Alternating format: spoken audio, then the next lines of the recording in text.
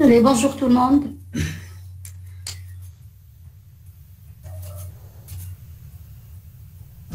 Bonjour. Bonjour. Ok, très bien. Allez, on va donc entamer le chapitre 2 aujourd'hui. Comme je l'avais dit la dernière fois, les structures de données sont très importantes parce que pour écrire un algorithme, il faut deux choses. Il faut maîtriser deux choses, les structures de données et puis les techniques d'algorithmique. Alors, en ce qui concerne les structures de données, à travers ce cours, on va voir les plus traditionnels, les plus classiques, mais vous pouvez toujours trouver d'autres structures de données beaucoup plus sophistiquées pour résoudre un problème. Un exemple de cela sera donné en S3 dans le cours de Data Mining, où vous allez voir que l'esprit de l'informatique ne change pas, hein. C'est toujours, on parle beaucoup de machine learning en ce moment, mais sachez que il y a des applications effectivement sur Internet, mais il y a beaucoup de concepteurs, je dirais, concepteurs de machine learning, et ça c'est le job des informaticiens.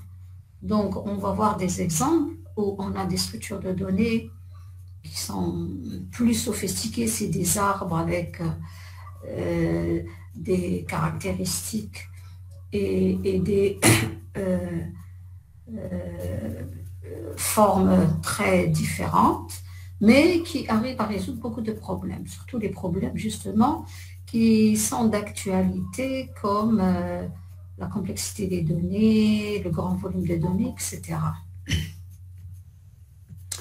Donc, il ne faut jamais oublier ça.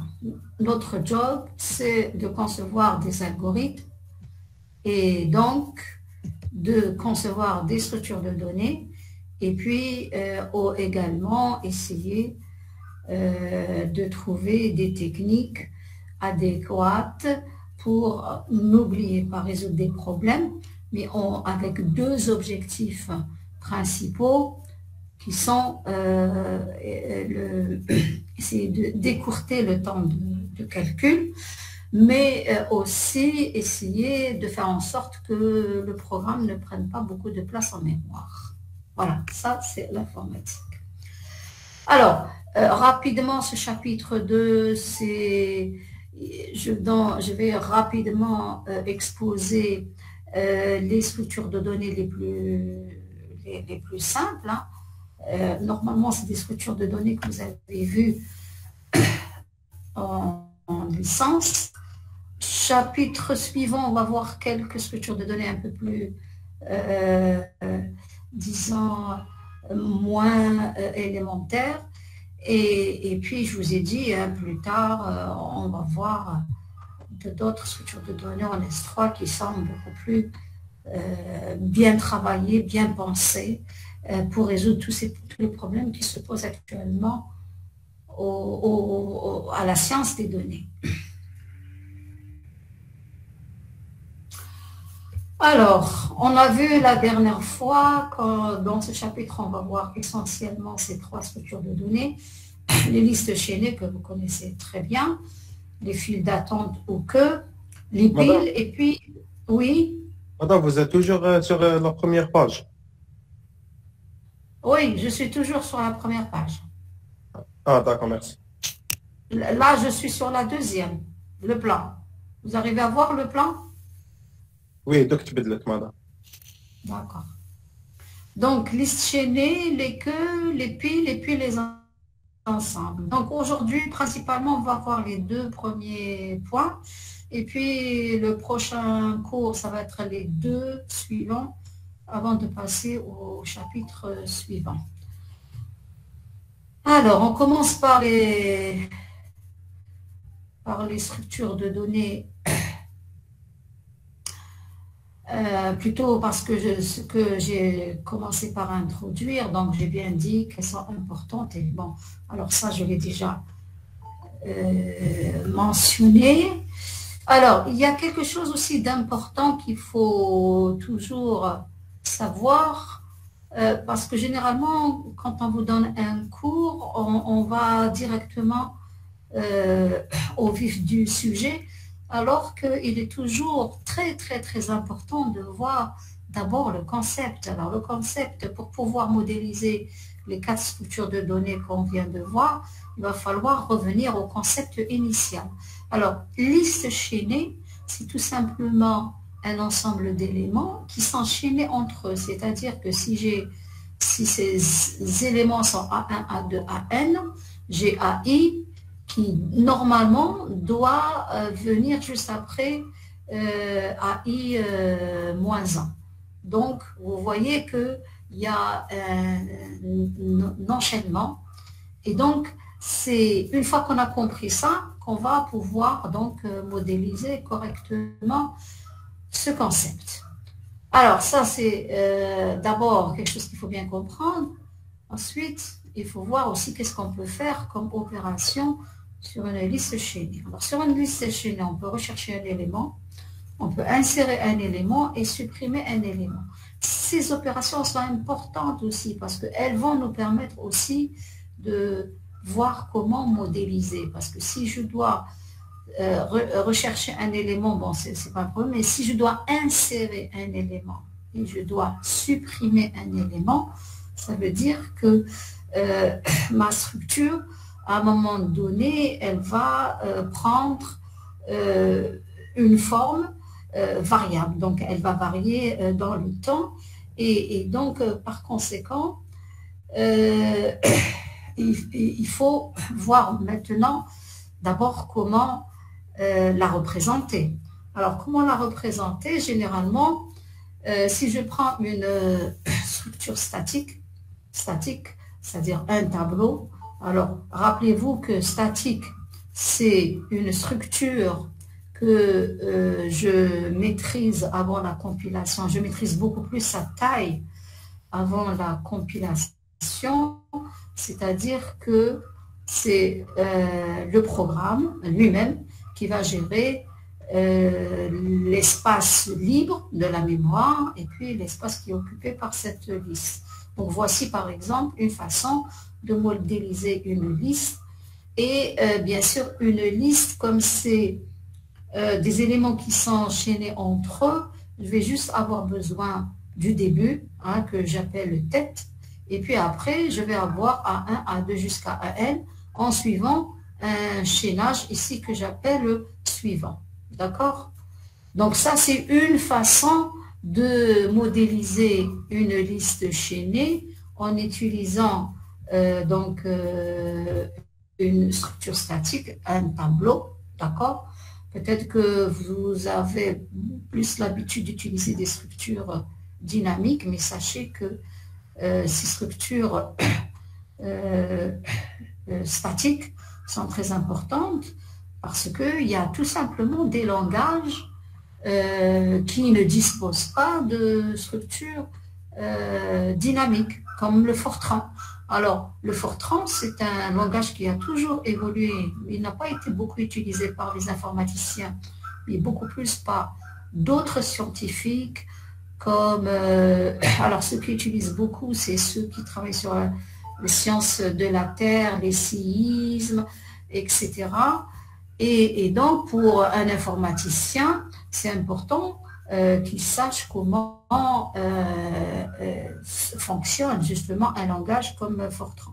Donc, un langage comme Fortran, il ne dispose pas de structure dynamique. Tous les langages assembleurs, d'ailleurs. Et puis, il ne faut pas oublier qu'il y a beaucoup de logiciels qui sont développés avec ces langages-là et qui sont très, très efficaces. Donc, il ne faut pas, parce que j'ai remarqué dans notre département, il y en a qui pensent que Fortran, c'est un peu révolu, ce n'est pas le cas. Donc, en tant qu'informaticien, il faut comprendre tout ça. Moi, par exemple, quand j'enseigne la compilation, et bien j'enseigne aussi comment fonctionne le Fortran pour voir que c'est très différent, par exemple, de C ou d'un autre langage. Donc, en tant qu'informaticien, on peut très bien utiliser des tableaux et on peut aussi s'en sortir parfois mieux que lorsqu'on utilise des structures dynamiques. Alors, voilà, alors, le principe, c'est on va démarrer de cette manière-là et puis on va voir comment, justement, traiter les trois opérations qu'on a vues, donc recherche d'un élément, insertion d'un élément et puis suppression d'un élément. Alors, au départ, il va falloir bien sûr initialiser les listes, pardon, tête et libre. Voilà, alors bon, ça peut-être que c'est pas très important à faire, mais on peut toujours le faire. Donc, on prend un espace où on va mettre tout à blanc pour pouvoir justement avoir de l'espace pour notre liste, d'accord? Donc, et puis, ce qui est beaucoup plus important, donc ça, c'est allouer de la place. Et puis, ce qui est important à faire, initialement, on va mettre tête à -1, ça veut dire qu'on n'a pas d'élément du tout. Notre liste est vide. Et puis, on va mettre libre à 1, ça veut dire que tout l'espace de 1 jusqu'à max est libre. Alors, l'initialisation, donc, on vient de voir ça. Pardon.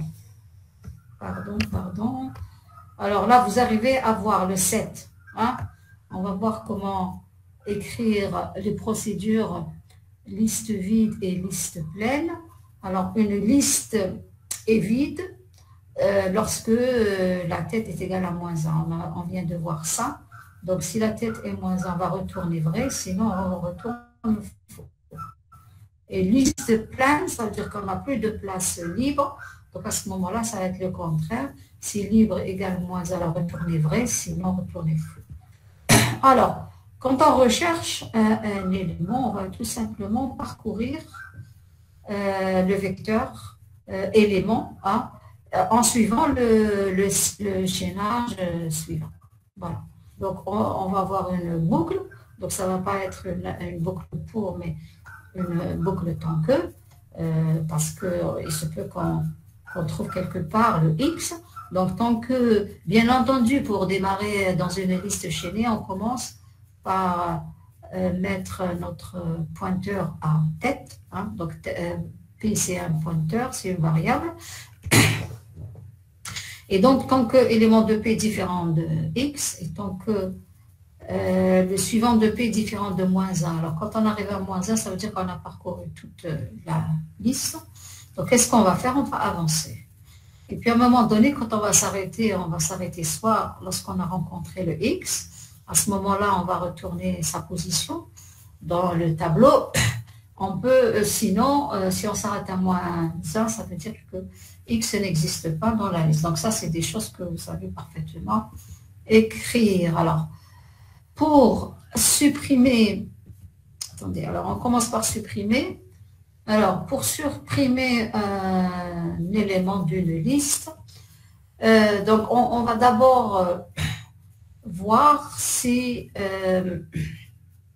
voilà, alors si la liste est non vide, parce que si la liste est vide, il n'y a rien à faire. Hein. Donc, il faut juste afficher que la liste est vide. Donc, si elle n'est pas vide, c'est-à-dire qu'il y a au moins un élément, et c'est à ce moment-là qu'on va commencer par chercher cet élément-là, c'est ce qu'on vient de voir, et une fois qu'on le trouve, on va tout simplement le supprimer de cette façon-là. Alors, comment on le supprime? On va tout simplement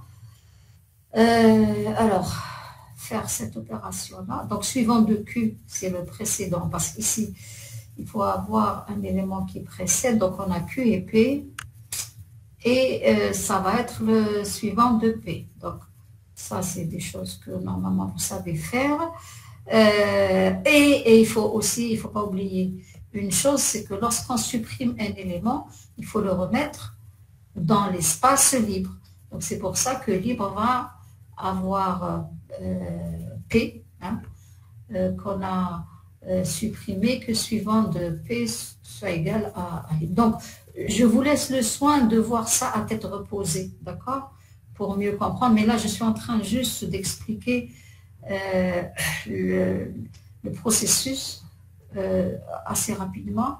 Mais bien sûr qu'il faut aller chez vous et reprendre, parce que c'est ça le plus important, c'est essayer d'avoir, de s'entraîner à écrire des algorithmes pour avoir la main, parce que c'est une question d'entraînement, hein, l'algorithmique, c'est faire, quand on fait beau, c'est comme du sport, hein, quand on s'entraîne beaucoup, on devient efficace. Ben, ça, c'est une règle générale, hein, pour n'importe quel domaine. Alors, quand on veut insérer, bien sûr, si j'insère un élément, je suis beaucoup plus concernée par les listes triées, donc je vais l'insérer à la bonne place. Donc ici, la même chose, si ma liste elle est pleine, je ne peux rien insérer, donc je vais tout simplement signaler qu'elle est pleine. Maintenant, s'il y a de la place dans ma liste, à ce moment-là, je vais commencer par chercher la bonne place, donc P reçoit tête, etc. Et puis tant que là, vous voyez que ce qui est différent par rapport à une liste quelconque, quand je suis dans une liste triée, c'est cet opérateur-là qui est différent. Donc tant que l'élément de P est inférieur à X et suivant, donc ça c'est la même chose, il n'y a que l'opérateur qui change. Et donc là, j'avance tout en préservant le prédécesseur. Et donc, quand je trouve la bonne place, je l'insère. Je fais juste attention au cas où tête est vide. À ce moment-là, il faut faire les choses correctement. Voilà. Donc, quand j'insère, justement, je prends un élément de libre. Donc là, il faut donc bien gérer l'espace de la chaîne et puis l'espace libre. Voilà. Donc ça aussi, il faut revoir, c'est important de jongler. Il faut jongler, il ne faut pas faire ça doucement, doucement. C'est des algorithmes qu'il faut maîtriser, mais à fond, hein, et rapidement. Alors, si je dois exécuter ou illustrer ce qu'on vient de voir au niveau des trois algorithmes, donc supposez que j'ai une liste triée qui contient moins 32, 0, 12, 78, 341. Donc je dois avoir ces structures-là et supposer que j'ai trois cases de libre. Et donc, la tête, donc le départ, c'est moins 32. Et puis, à chaque fois, donc je dois suivre le chaînage pour pouvoir donc avoir les éléments de ma liste. Donc, moins 32. Ensuite, l'élément qui va suivre, c'est à 2, donc c'est 0. Ensuite, je vais à 3, etc. Donc ça, c'est comme ça que je commence par insérer mes 5 nombres ici dans une liste chaînée en adoptant une structure statique. Alors, supposez que je veux insérer 45. Alors, ici, d'après ces nombres-là, je dois l'insérer entre 12 et 78. Mais en exécutant mon programme, qu'est-ce que je fais? Alors, x est égal à 45. Je commence au niveau de la tête, donc P égale à 1. Et je commence tout de suite après par tester. Donc, tête égale à 1, ça veut dire que est libre égale à 7. Ça veut dire que ma pile n'est pas, plutôt ma liste n'est pas pleine. Donc, je peux procéder à l'insertion de 45. Donc, je démarre ici. Le premier élément, c'est moins 32. Il est inférieur à 45. Donc, je vais parcourir cette liste jusqu'à trouver l'endroit où placer 45. Ensuite, je vais à 2. À 2, je viens là. Et donc, 0 étant inférieur à 45, je continue. Ensuite, je vais à 3. 12 étant inférieur à 45, je continue. Mais n'oubliez pas que le Q, c'est le précédent. Donc Q ici, il est égal à 3. Ensuite, quand j'arrive à 78, alors avant il y avait 4 hein, ici, hein, donc on est là. 4, je vais à 78. 78 étant supérieur à 45, c'est là où je dois insérer. Alors, comment j'insère? Je vais à un espace libre, donc libre égale à 6. Je vais mettre l'élément que je vais insérer, donc c'est 45, et puis je réajuste les suivants, le chaînage. Donc, 45, et il doit se mettre avant 78. Donc, je vais prendre le Q suivant de Q ici. Je le mets à suivant de libre ici. Donc, ça va me donner 4. Donc, 78. Et puis, le libre ici, je vais le mettre à suivant de Q. Voilà. Et donc, de cette manière-là, et bien sûr, il faut mettre à jour aussi libre, puisque maintenant, cet élément, il fait partie de la liste. Il va falloir donc mettre à jour libre. Alors, libre, ça sera 7, ce sera libre plus 1 ici. Voilà. Et donc, on voit bien que les choses se sont bien déroulées. Donc, quand je suis à l'élément 12, je vais à 6. Ça me donne 45. Ensuite, je reviens à 4,78 et donc ma liste est encore bien triée et le résultat est bon. Maintenant, supposez que je veux supprimer 78. Alors, la même chose, je démarre de la même façon. Donc, P égale à 1, moins 32. Donc, je vais à la recherche de 78. Donc, je passe à 2, j'ai 0, je passe à 3, j'ai 12, je passe à 6, j'ai 45, alors je suis là, hein. Ensuite je passe à 4, j'ai 78, et donc c'est ça qu'il faut supprimer. Alors, si je dois supprimer le 78, je dois le remettre à libre, donc libre maintenant c'est 78, et le prochain c'est 7, donc c'est pour ça qu'il faut faire ce chaînage-là. Et bien sûr, à ce niveau-là, il faut aussi faire le chaînage de manière à aller à l'élément qui suit 78, c'est-à-dire 45. Donc, essayez de revoir ça rapidement pour bien maîtriser ces algorithmes-là. Ils sont très importants et en plus, ils sont fondamentaux et simples et classiques. Il y a d'autres qui sont beaucoup plus difficile. Alors, bien sûr, il va falloir aussi s'intéresser à la complexité. Alors, on remarque pour les 3 procédures, la complexité est de l'ordre de n, parce qu'au pire cas, on doit parcourir tout le tableau. Voilà. Donc ça, c'est simple. Alors, pour représenter, pour faire exactement la même chose avec une liste avec une structure dynamique, la seule différence, c'est que ici, c'est le système hein, qui va gérer l'espace libre, etc. Et donc, schématiquement, on a cette structure-là. Donc, on a toujours élément et suivant. Et la tête qui pointe vers le premier élément, d'accord? Et vers la fin, on met nil. Alors, nil, c'est de l'algorithmique. Pour certains langages, c'est null. Donc, faites la différence entre algorithmique et langage de programmation. C'est très, très différent. Alors, ici, ce qu'il faut savoir, c'est que les suivants, généralement, on ne les connaît pas. Le programmeur, il ne connaît pas réellement le contenu. Par contre, ces éléments, il les connaît très bien. Hein. Donc, ici, A1, A2, jusqu'à AN. Par contre, les suivants, c'est le système qui les gère. Donc, bon, mais nous, on n'a pas vraiment besoin de connaître le contenu, mais par contre, on sait très bien, justement, les manipuler. Alors, on va voir justement comment faire. Donc, on va essayer de retrouver exactement les mêmes algorithmes à quelques différences près.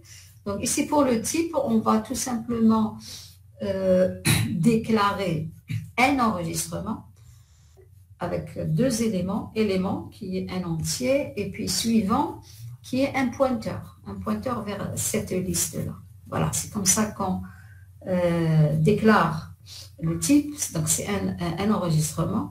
Et bien sûr, il faut déclarer la tête, puisque c'est comme tout à l'heure, hein, une liste chaînée, et elle a un seul paramètre, c'est le début de la liste, et comme type, c'est un pointeur vers cette liste-là. Voilà. Alors, quand on va initialiser, on va mettre tout simplement tête à 1000, ça veut dire que la liste est vide.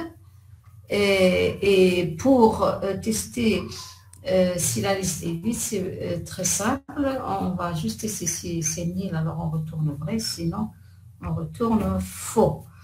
Alors, pour rechercher, on va voir la même chose. Vous voyez qu'on a une boucle tant que, mais au préalable, il va falloir tester si la liste est vide, parce que si elle est vide, donc on va juste signaler qu'elle est vide, il n'y a rien à rechercher. Dans le cas contraire, donc on va faire cette boucle-là, on va boucler tant qu'on n'a pas trouvé l'élément X, et tant qu'on n'est pas arrivé à la fin de la liste. Et on va faire donc tout simplement P reçoit P de suivant. Voilà, donc c'est presque la même chose, hein, c'est juste que ici c'est des pointeurs donc dynamiques, alors que dans le cas statique, c'est le programmeur lui-même qui gère ces pointeurs-là. Donc si vers la fin, quand on sort de la boucle, si l'élément on l'a trouvé, alors on retourne sa position, sinon on va tout simplement signaler que X n'existe pas dans la liste. Insertion, c'est la même chose. Donc, on commence par P égale à tête. Voilà, alors la différence, elle est à ce niveau-là. Nouveau libre. Alors, vous voyez que ce n'est pas le programmeur qui gère l'espace libre. Il va tout simplement demander au système de lui fournir un élément libre, bien sûr libre, qui est normalement, voilà, de type pointeur de liste. Voilà.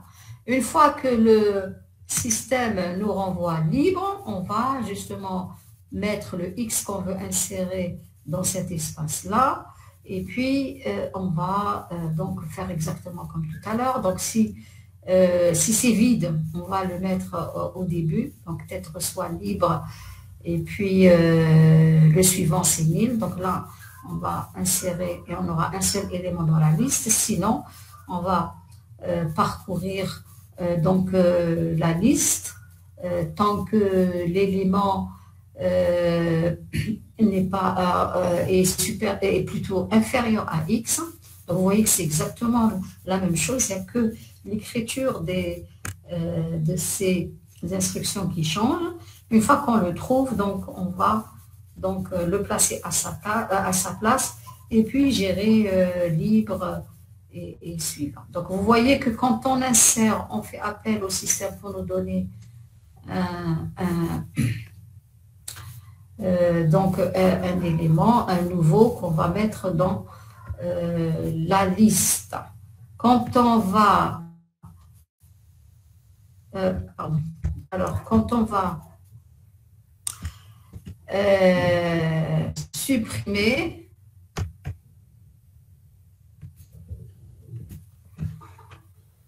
là on va plutôt donc on va faire la même chose.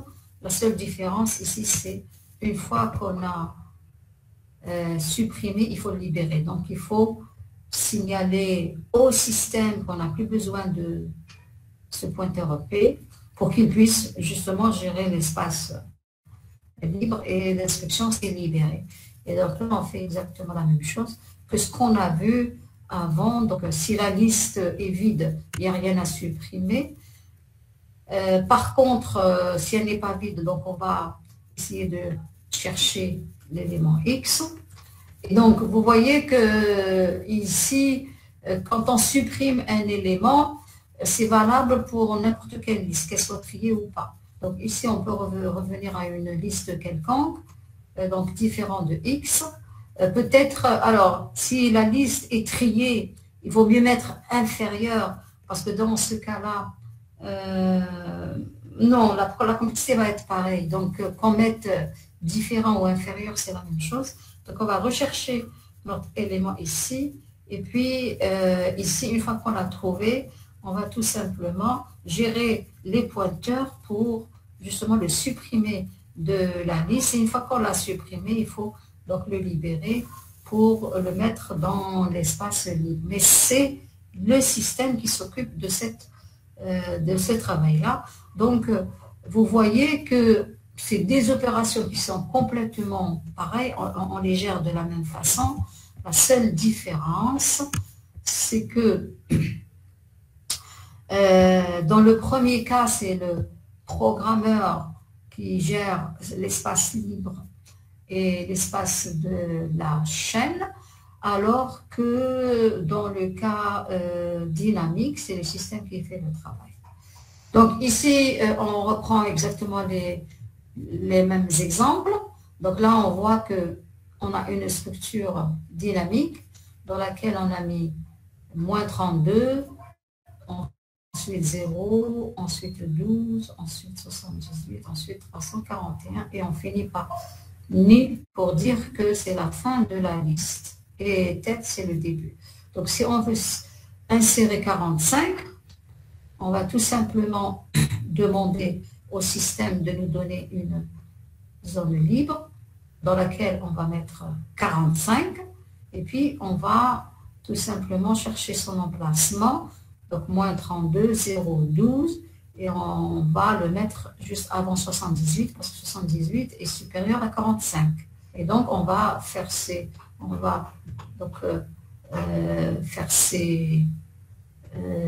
chaînages pour avoir cette structure-là. Si on veut supprimer le 78, la même chose, on démarre à partir de tête. On va donc avancer jusqu'à trouver le 78. Une fois qu'on l'a trouvé, on va tout simplement le chanter et mettre au niveau du pointeur de 45, on va le pointer directement sur l'élément suivant, donc 341. Voilà. Donc vous voyez que c'est pareil, c'est juste la manipulation des pointeurs qui est différente. Ici c'est dynamique et dans le premier cas, c'est statique, donc c'est le programmeur qui le fait. Alors, juste une remarque. Quel est le problème que peut rencontrer le programmeur lorsqu'il gère des structures statiques? Est-ce que quelqu'un peut me dire?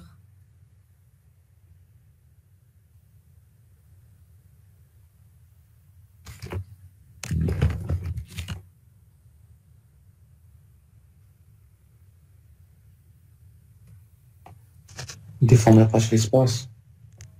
Comment? Oui, c'est ça. Alors, qu'est-ce qu'il faut qu'il fasse justement pour ne pas avoir de problème? Parce que là, quand on est au niveau, voilà, quand on est à ce niveau-là, alors c'est quoi le problème? Vous m'avez dit? Déformer pas l'espace mémoire, ça m'a l'air. Voilà. Et donc, qu'est-ce qu'il faut faire? Il faut prendre justement des tableaux qui soient très grands. Hein? Alors, très grand, il ne faut pas que ce soit non plus trop grand par rapport au travail qu'il va faire, par rapport à la taille de la liste. Donc, c'est des choses qui peut aussi, que le programmeur doit gérer. C'est-à-dire qu'initialement, il doit estimer une taille pour le travail qu'il va faire, peut-être 1000 au départ, et puis après, quand il va insérer, supprimer, etc., quand on a ce genre de... Voilà, pas ici, attendez, voilà. Quand on a ce message, pourquoi on affiche ce message, pardon, afficher liste vide, ou plutôt, alors la suppression ne pose pas de problème, mais c'est beaucoup plus au niveau de l'insertion. Liste pleine, quand on affiche ce résultat, c'est pour dire au programmeur, attention, l'espace que vous avez alloué pour votre liste est petit, donc on ne peut pas insérer ce que vous voulez faire. Et donc, c'est à ce moment-là, quand il reçoit ce message-là, qu'il va essayer d'augmenter la taille de l'espace. D'accord? Donc, s'il est à 1000, il va peut-être mettre 2000, etc., etc. Donc, c'est quelque chose qu'il peut bien gérer. D'accord? Donc, ça, c'est un problème donc, que le programmeur peut rencontrer. Maintenant, s'il n'y a pas de place au niveau de la mémoire, donc ça va être un débordement de mémoire qui va être aussi signalé par le système quand on utilise des structures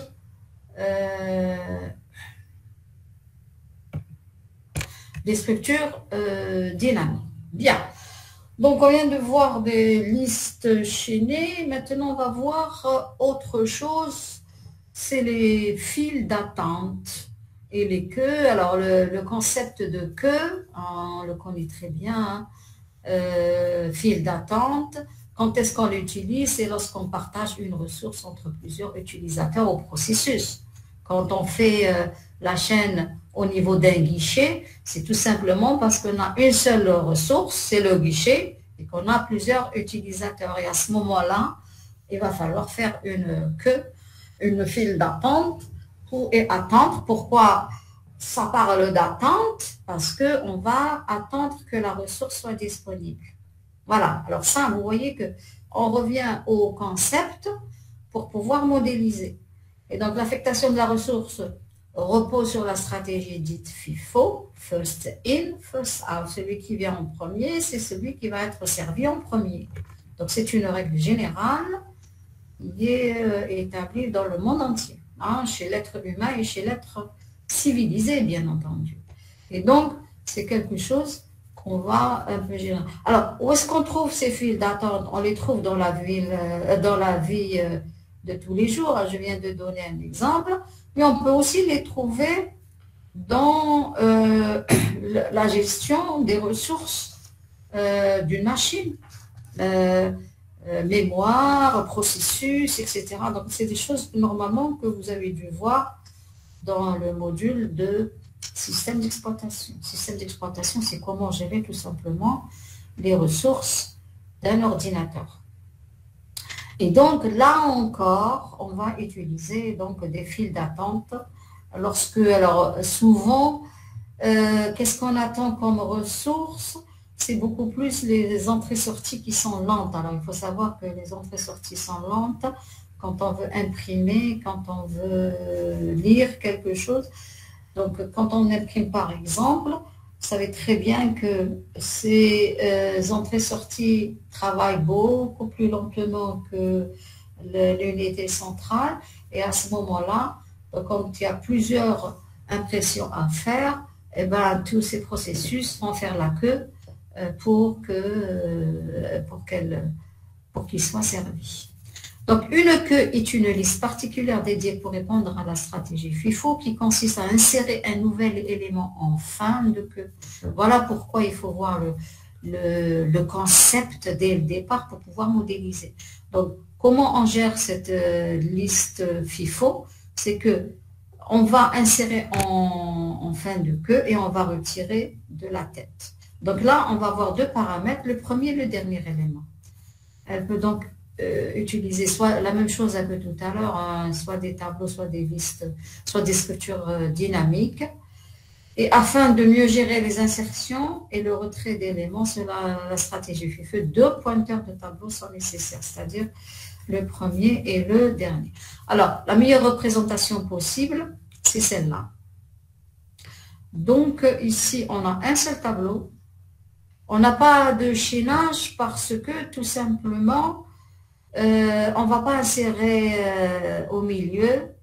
On aura toujours à insérer à la fin de la queue et puis à prendre le premier. Donc, il faut considérer ça comme un tableau circulaire.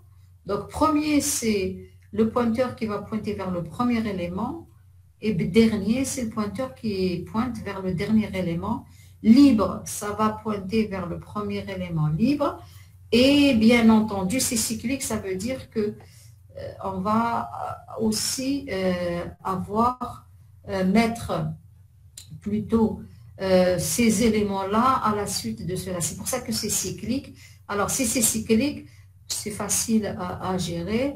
Quand on va incrémenter un pointeur, il faut donc incrémenter modulo la taille de la queue.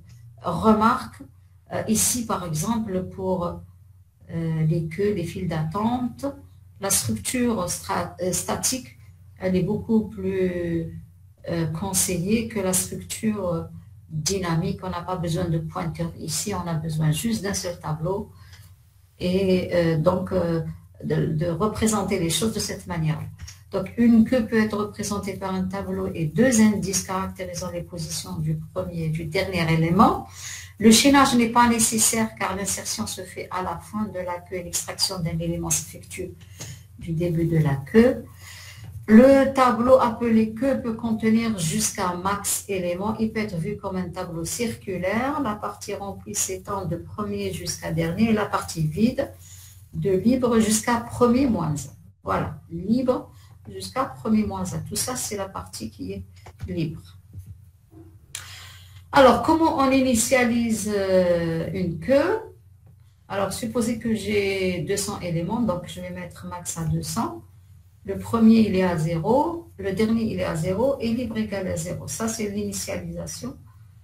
Et donc, après, quand on va tester si la queue, elle est vide, il va falloir juste tester si le premier est égal à libre et si le dernier est égal à libre. Ça veut dire que j'ai rien dans ma queue. À ce moment-là, je retourne vrai. Sinon, je retourne faux. Quand elle est pleine, ça veut dire que j'ai libre égal à premier, le dernier égal à premier moins 1. Ça veut dire, si je reviens ici à mon schéma, ça veut dire que tout ça, c'est plein. Donc, vous voyez bien que libre ici est égal à premier moins 1. Voilà. Donc, essayez de revoir ça à tête reposée chez vous. Alors, quand on insère, c'est beaucoup plus simple que pour une liste chaînée. On va directement à dernier et on va donc insérer. Donc, si que, bien sûr, il faut toujours tester pour éviter l'effet de bord. Donc, si que est pleine, alors signaler qu'elle est pleine, donc on ne peut pas insérer. Donc là, il faut prévoir un espace qui est beaucoup plus grand. Hein, c'est ce que je viens de dire. Maintenant, si la queue est vide, alors on va le mettre en premier. Donc, premier égal à libre, queue de libre reçoit X, dernier reçoit libre, et puis libre reçoit libre plus 1 modulo max. Voilà, donc le fait que le vecteur soit circulaire, il faut rajouter à chaque fois qu'on incrémente l'opération modulo max pour que les choses se fassent correctement. C'est-à-dire que si je suis arrivé ici, si le dernier il est ici, quand j'insère, je vais insérer ici. Et donc, pour pouvoir insérer ici au début de la queue, il va falloir faire donc max moins 1 plus 1, ça va me donner max, max modulo max, ça va donner 0 et c'est ici que je vais donc insérer. Alors, pour supprimer un élément, on le supprime on le retire à partir de premier. Donc, si que est vide, il n'y a rien à supprimer. Donc, on va signaler que la queue est vide. Sinon, on prend le premier. Donc, le X, ça va être queue de premier. Et la même chose, on va mettre premier à jour, donc on va l'incrémenter modulo max et on va voir que si ce premier est égal à libre, ça veut dire que le dernier est aussi égal à libre et donc on retourne tout simplement X. Donc il faut rajouter juste cette instruction pour justement éviter d'avoir des effets de rebord par la suite. Alors, au niveau de l'illustration, donc je reprends la même chose que tout à l'heure. Donc, vous voyez que ici j'ai un seul tableau, moins 32, 0, 12, 78, 341. Donc, quand je veux insérer 45, c'est très facile. Je viens ici et je mets 45. Et bien sûr, il va falloir mettre à jour dernier. Donc, dernier reçoit 5. Donc, il était à 4. Il est à 5. Et le libre, il est ici, au niveau de premier. Alors, si libre est égal à premier, ça veut dire que ma liste est pleine. Si je veux supprimer, je retire du premier. Et donc, je vais prendre la valeur moins 32. Je vais incrémenter le premier. Donc, premier 0 plus 1, ça me donne 1. Toujours modulo la taille de cette liste. Et puis, bien sûr, bon, libre reste à 0. Ça veut dire que cet élément, cette case est libre. Je peux donc l'utiliser pour d'autres insertions. Voilà. Donc, vous voyez que c'est nettement plus simple que pour les listes chaînées. Il n'y a rien à parcourir ici. Donc, c'est des opérations, normalement, qui sont très simples. Bon, à la limite, on peut utiliser des structures dynamiques, mais franchement, on préfère nettement la structure statique pour représenter une file d'attente, parce que d'abord, ça nous fait du point de vue complexité spatiale, ça nous fait la moitié de la place. Je n'aurais pas besoin d'avoir ces pointeurs qui suivent. Mais bon, on peut toujours le faire, pourquoi pas. Alors, c'est la même chose hein, ici.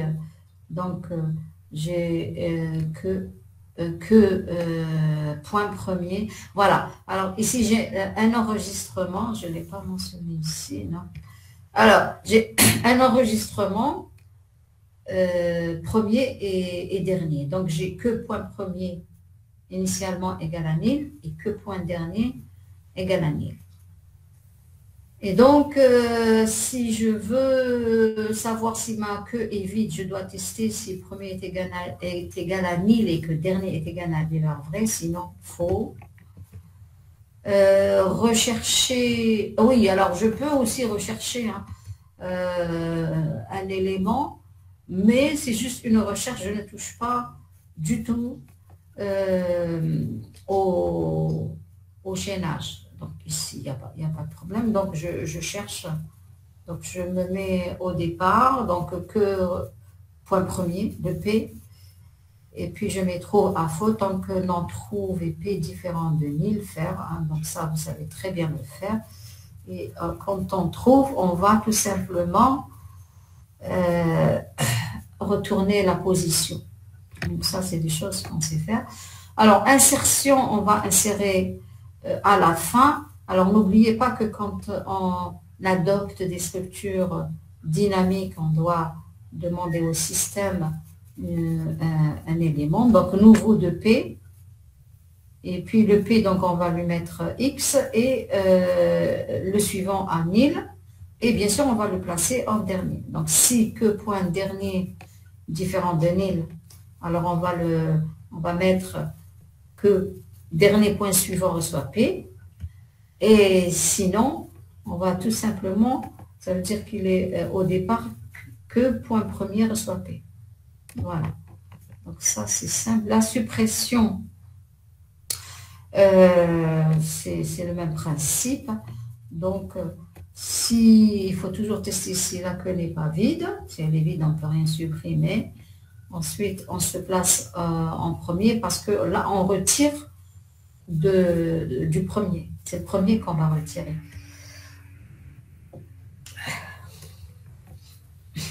Et donc, quand on va retirer le premier, on va tout simplement passer au suivant. Le premier va recevoir premier point suivant. Et on va encore là aussi tester si on est à nil. Ça veut dire que le dernier, il est aussi à nil. Et on va retourner donc l'élément P point élément. Et il ne faut pas oublier, comme on est dans comment on manipule des structures dynamiques, on va tout simplement libérer le P. Alors, ce qui donne comme sur l'exemple, donc on a premier ici, le dernier ici. Alors, si on veut insérer 45, il faut l'insérer ici, à partir du dernier. Donc, on n'a pas à parcourir toute la chaîne, toute la queue. Et donc, on va juste mettre le suivant et qui va pointer vers le P. Alors, ça, c'est le P. Et puis, le dernier qui reçoit P. Et puis, quand on supprime, on va certainement supprimer l'élément qui se trouve en premier. Donc, moins 32. Ici, donc, on aura x égale à moins 32. Et le premier, il va donc pointer vers l'élément suivant.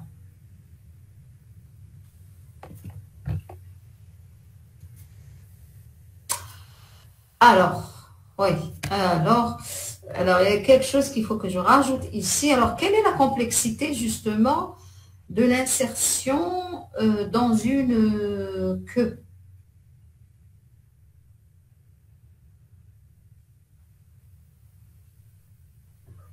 Est-ce que quelqu'un peut me dire quelle est la complexité de l'opération d'insertion dans une queue?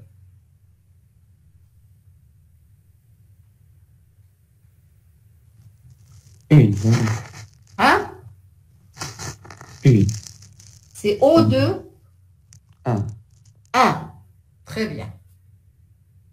C'est O de 1. Parce qu'en fin de compte, vous voyez bien que ici, lorsqu'on a inséré, on a pratiquement touché que cet élément-là.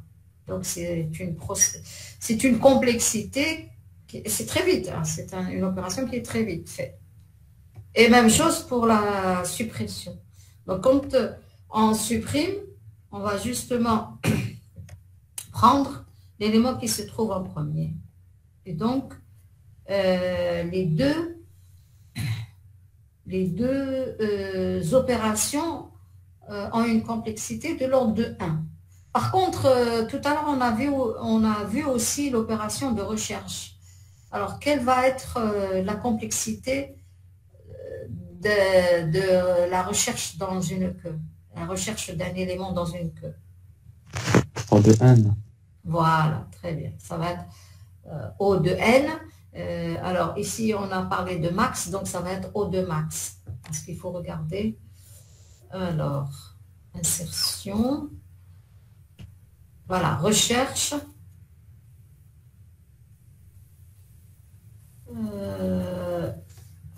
Oui, alors il faut remonter encore plus haut parce que on a pris. Non, on n'était pas là.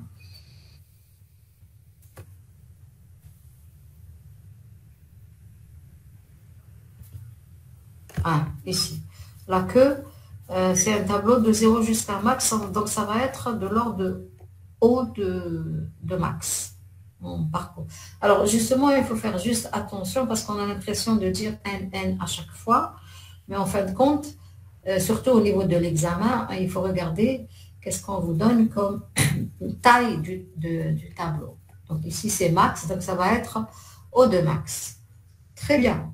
Alors, je pense qu'on va s'arrêter là hein, parce qu'il est 10 heures. Est-ce que vous avez compris? Est-ce que vous avez des questions? Alors, la prochaine fois, on va continuer, on va enchaîner avec ce qui nous reste, comme je l'ai dit tout à fait au départ. Donc, la structure de pile et la structure que vous connaissez. Hein. Donc, ça va être aussi rapide. On va un peu mettre plus de temps lorsqu'on va voir la structure d'ensemble que vous n'avez pas vue, mais qui est importante et que vous pouvez vraiment utiliser. Parce que quand on utilise les bonnes structures, eh ben, la complexité, elle va diminuer.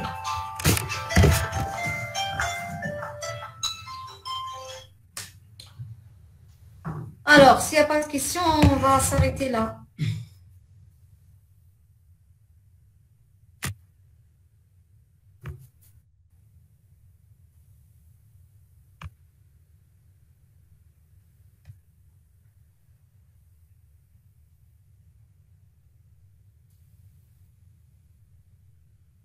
Ok, alors je vous dis au revoir Merci, Marc. et à la prochaine fois.